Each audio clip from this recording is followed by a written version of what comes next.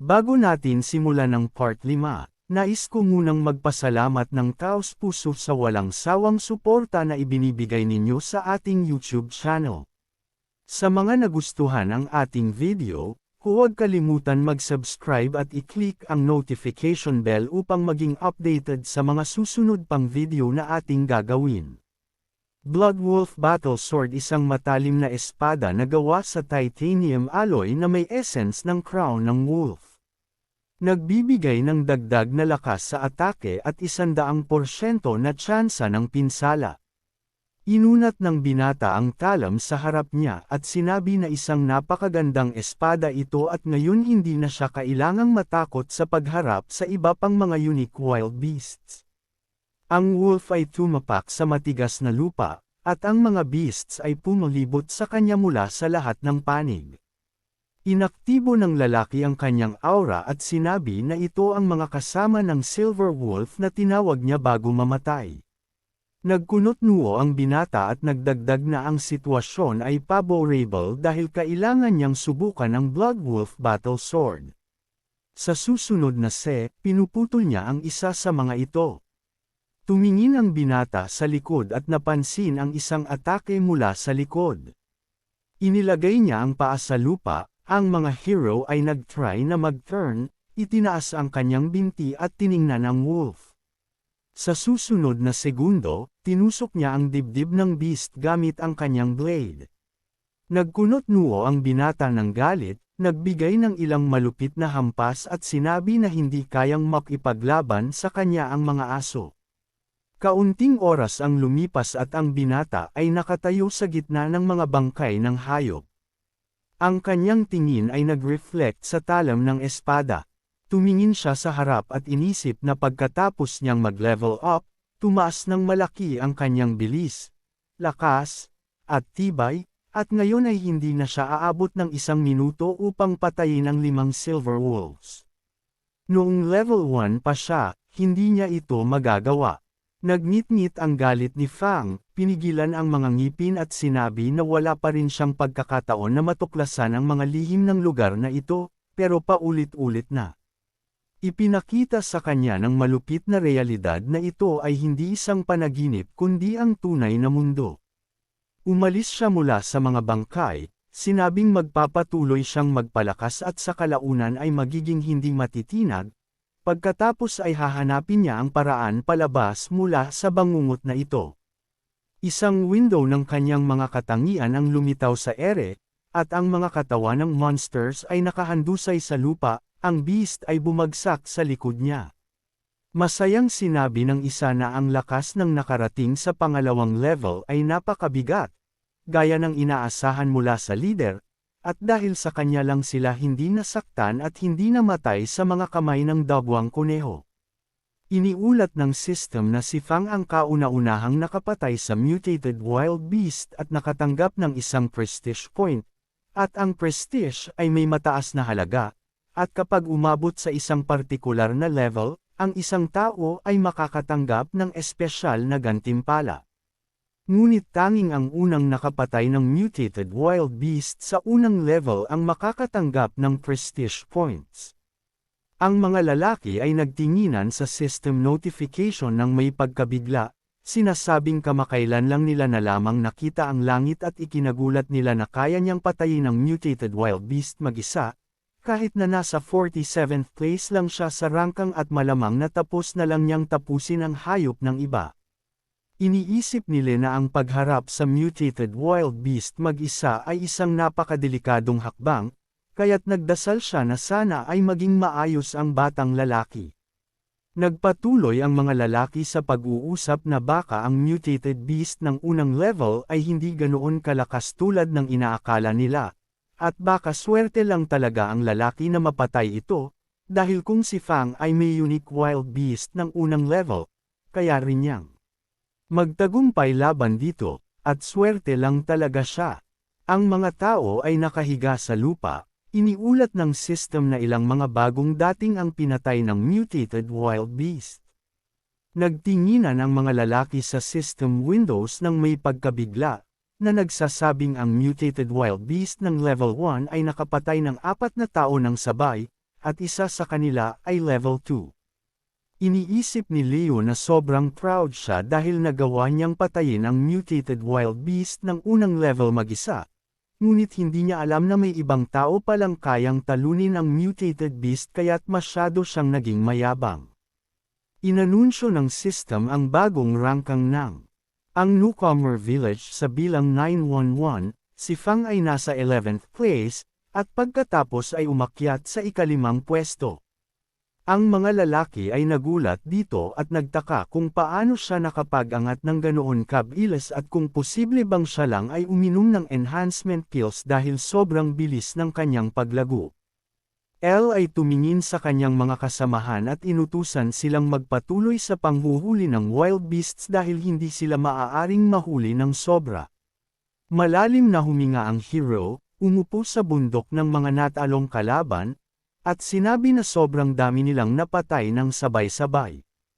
Pumasok siya sa dilim at tiningnan ang mensahe na ang leader ng isang grupo ay namatay, pati na ang lahat ng ibang miyembro, tanging ang may akda ng mensahe lang ang nakaligtas.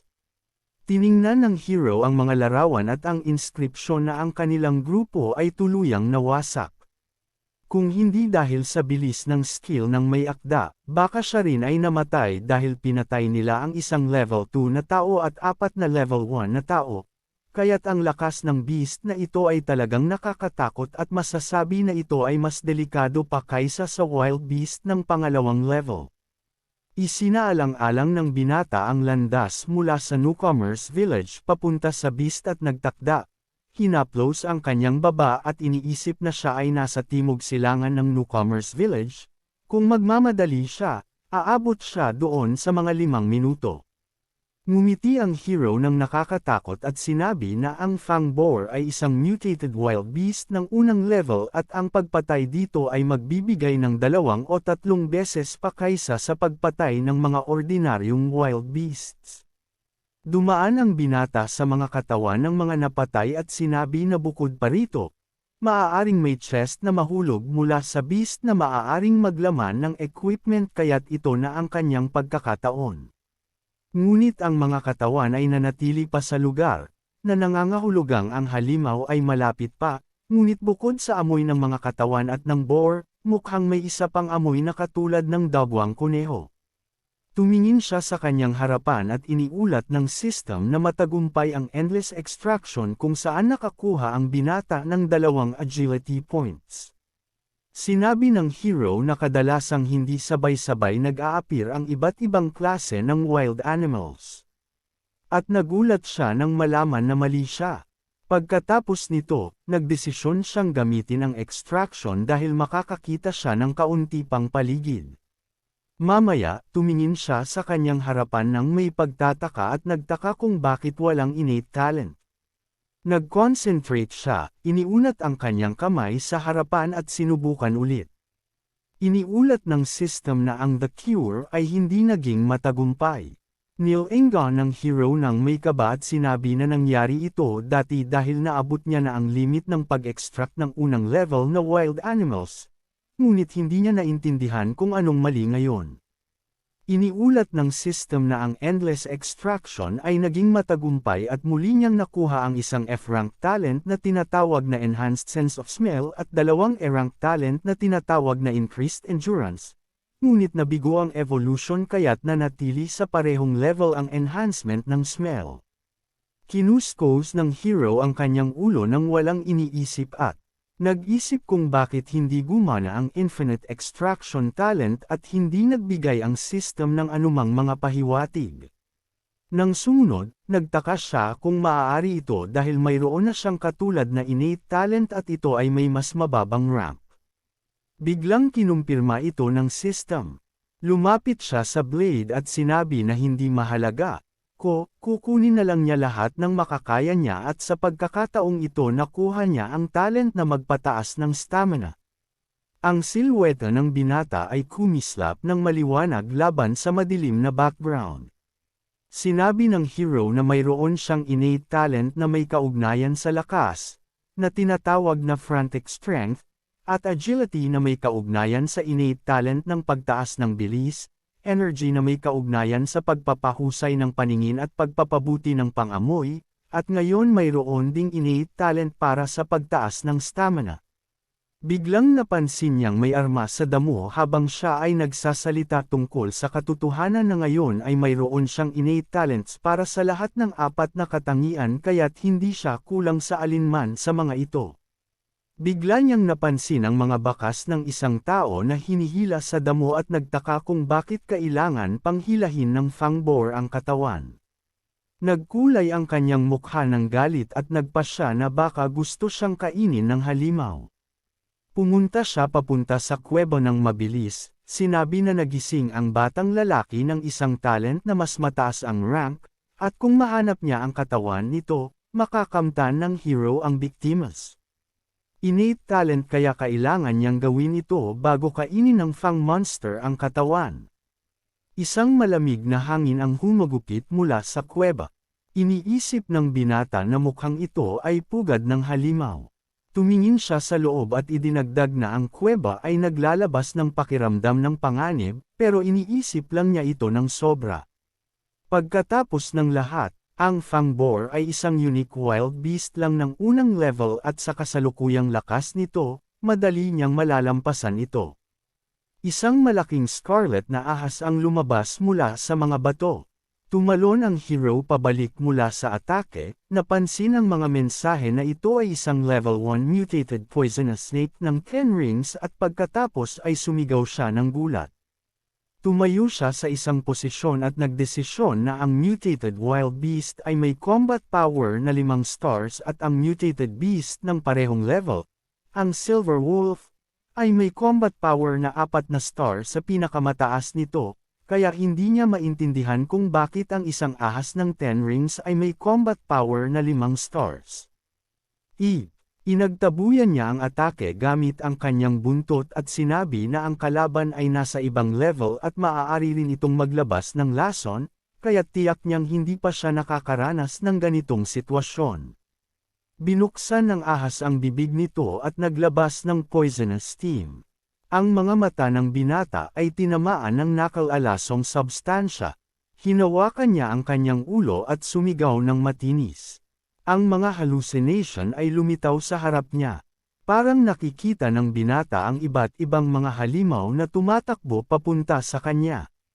Bahagyan niyang ibinaba ang kanyang mga kamay at napansin ang mga silweta ng mga halimaw na tumatakbo.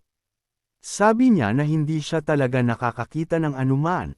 Ang laso na gas ay nakaapekto sa kanyang paningin. Sa susunod na segundo, isang malakas na agos ng hangin ang lumabas mula sa kuweba. Hawak ng hero ang kanyang armas, ang laso na luha ay dumaloy mula sa kanyang mga pisngi. Pinigilan niya ang atake ng isa sa mga halimaw at sinabi na kahit hindi siya nakakakita ng anuman, hindi siya mamamatay ng bee.